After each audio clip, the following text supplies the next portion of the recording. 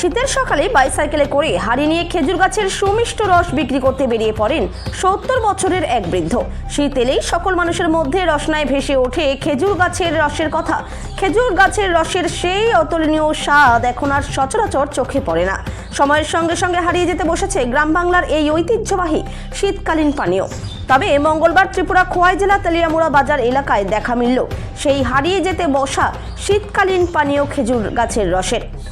তেলিয়ামুড়া বাজারে বাইসাইকেলে করে হাড়ি নিয়ে খেজুর গাছের সুমিষ্ট রস বিক্রি করতে বেরিয়ে পড়েন ৭০ বছরের বৃদ্ধ দুলাল মিয়া। ভোরের আলো ফোটার আগে খেজুর গাছ থেকে সংগ্রহ করা এই তাজা রস নিয়ে তিনি হাজির হন বাজারে। শীতের কনকনে ঠান্ডার মধ্যেও তার এই উদ্যোগ যেন অতীতের এক মধুর স্মৃতিকে ফিরিয়ে আনে। বাজারে আসা ক্রেতাদের অনেকেই আনন্দে ভেসে খেজুর গাছের রস কিনতে এগিয়ে আসেন। কেউ কেউ বলেন ছোটবেলায় গ্রামে এই রস ছিল শীতের অবিচ্ছেদ্য অংশ, কিন্তু এখন তা খুবই বিরল। তাই এমন দৃশ্য চোখে পড়ায় স্বাভাবিকভাবেই আনন্দিত সাধারণ মানুষ।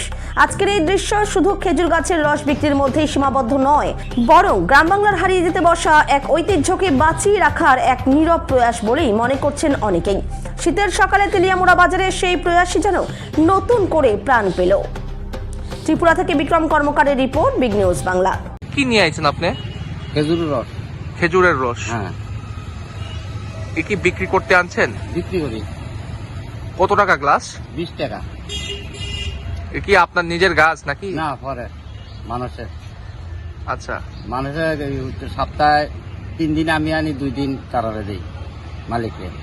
আচ্ছা, আপনি এই খেজুরের রস বিক্রি করে এসে কি আপনি চলেন নাকি? হ্যাঁ, আমার সংসারটা এমনি চলে। আর কোনো রোজগার নাই? না। কি নাম আপনার? দুলাল মিয়া। কোন জায়গায় বাড়ি আপনার? নয়াবাড়ি। এটা তো মনে করেন 2 মাস বা 3 মাসের সিজনের ব্যবসা হয়। হ্যাঁ, এখন অন্য কাম, অন্য কাজ করেন। হ্যাঁ। কিরকম ডিমান্ড আছে বাজারে এখন? এখন মোটামুটি চলে, ভালোই, খারাপ না। মানুষে খাইতে চায়নি? খায় না।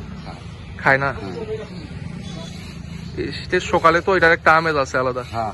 সকালে তো আপনার খালি পেটে খাইলে সত্যিকা ভালো উপকার, খরচাও পরিষ্কার হয়। এরপর 1 নাম্বার আপনার কিডনির লেগে বিরাট উপকার খালি পেটে খাইলে।